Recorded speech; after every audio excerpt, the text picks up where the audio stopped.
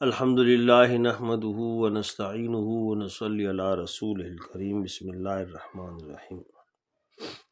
حضرت فقیہ رحمۃ اللہ علیہ فرماتے ہیں کہ میں نے اپنے والد سے یہ حکایت سنی کہ بنی اسرائیل میں ایک فاحشہ عورت تھی۔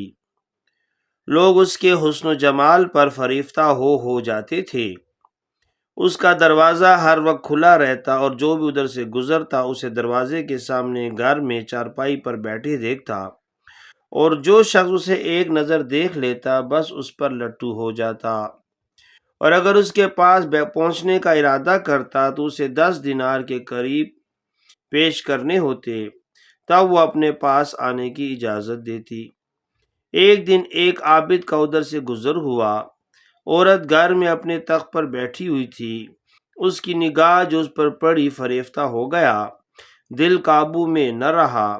ہزار جتن کیے، اللہ تعالیٰ سے دعائیں مانگیں، مگر اس کے دل سے عورت کی محبت زائل نہ ہوئی، اور اس وجہ سے بہت مشقتیں جھیلتا رہا۔ بالآخر اپنا مال و اسباب بیچ کر جتنے دینار ضروری تھے جمع کیے اور اس کے دروازے پر پہنچ گیا۔ عورت نے دینار اپنے وکیل کے حوالے کرنے کو کہا اور عابد کو ایک مقررہ وقت کا وعدہ دیا۔ عابد مقررہ وقت پر اس کے پاس آیا۔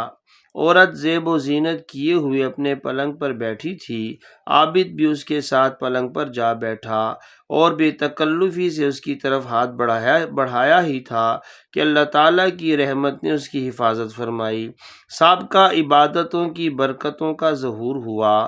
فوراً دل میں یہ خیال آیا کہ عرش والا مجھے اس حالت میں دیکھ رہا ہے، میرے اس حرام عمل سے سب کی ہوئی عبادتیں ضائع ہو جائیں گی۔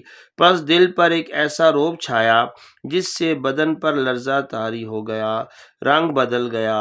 عورت یہ سب کچھ دیکھ رہی تھی، کہنے لگی کیا ہوا ہے؟ عابد بولا مجھے اپنے پروردگار سے شرم آتی ہے اور ڈر لگتا ہے، بس جانے کی اجازت دیجیے۔ عورت کہنے لگی بڑے افسوس کی بات ہے، کتنے لوگ ہیں جو اس فرصت کی تمنا رکھتے ہیں جو تجھے اس وقت میسر ہے، تو کن وسوسوں میں الجھ گیا ہے؟ عابد کہنے لگا مجھے تو اللہ تعالیٰ کا خوف ہے، میں نے جو مال دیا ہے وہ تجھے حلال ہے، بس مجھے جانے دو۔ عورت بولی یوں لگتا ہے کہ تو نے پہلے کبھی یہ عمل نہیں کیا۔ عابد نے کہا نہیں۔ عورت نے پوچھا تو کہاں سے آیا ہے اور کیا نام ہے؟ عابد نے اپنی بستی کا نام بتایا اور اپنا پتہ بھی بتایا۔ عورت نے اس سے باہر جانے کی اجازت دے دی۔ یہ وہاں سے نکلا اور واویلا کرتا ہوا روتا اور سر پر مٹی ڈالتا رہا۔ ادھر عورت کے دل میں بھی اس عابد کی برکت سے خوف طاری ہونے لگا، اور وہ اپنے جی میں کہنے لگی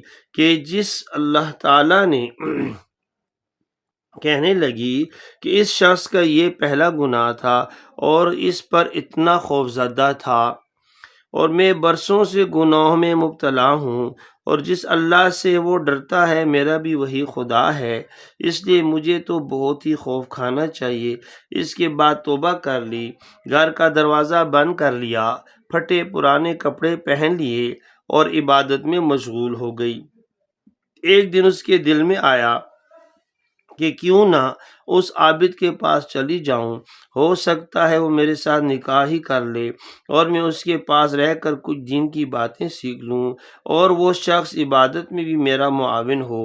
چنانچہ اس نے سامان باندھ کر تیاری کر لی، حسب ضرورت خادم ساتھ لے کر اس بستی میں پہنچی اور اس عابد کا پتہ پوچھا۔ عابد کو بتایا گیا کہ ایک عورت آئی ہے اور آپ سے ملنا چاہتی ہے۔ وہ باہر نکلے۔ عورت نے اسے دیکھا تو چہرہ کھول دیا کہ وہ بھی اسے پہچان لے۔ عابد دیکھ کر پہچان گیا اور تمام ماجرا اس کی نگاہوں میں پھر گیا۔ ایک چیخ ماری اور روح پرواز کر گئی اور مر گیا۔ عورت کو اس کا بہت صدمہ ہوا، کہنے لگی کہ میں تو اس لیے آئی تھی اور یہ فوت ہو چکے۔ کیا ان کے خاندان میں کوئی ہے جس سے رشتے کی ضرورت ہو؟ لوگوں نے بتایا کہ ان کا ایک بھائی ہے جو کہ بڑا نیک ہے، البتہ مالدار نہیں۔ وہ کہنے لگی کہ مال کی ضرورت نہیں، میرے پاس کافی مال ہے۔ چنانچہ اسی کے ساتھ نکاح ہو گیا، جس سے 7 بچے پیدا ہوئے جو بنی اسرائیل کے نبی بنے۔ واللہ سبحانہ عالم بالصواب۔ اسی طرح حضرت ابن مسعود رضی اللہ عنہ سے روایت ہے کہ وہ ایک دن کوفہ کی ایک جانب سے گزرے، فساق کا مجمع لگا ہوا تھا، شراب کا دور چل رہا تھا اور زازان نامی گویہ سارنگی بجا رہا تھا اور گا رہا تھا۔ اس کی آواز بہت سریلی تھی۔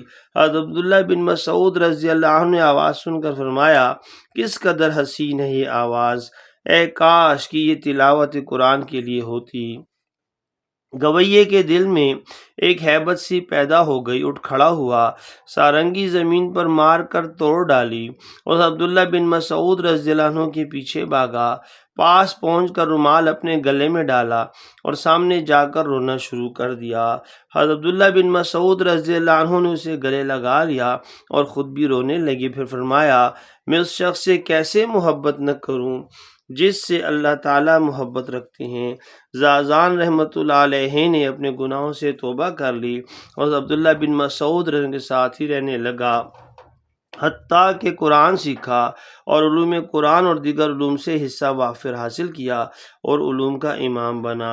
عبداللہ بن مسعود رضی اللہ عنہ کی بہت سی روایات انہی زازان رحمۃ اللہ علیہ کے واسطے سے مروی ہیں۔ اور دوستو بزرگوں، ان دونوں واقعات کا بیان کرنے کا مقصد یہی ہے کہ ہم اللہ تعالیٰ سے اپنے گناہوں کی توبہ مانگیں، اللہ تعالیٰ سے توبہ کریں۔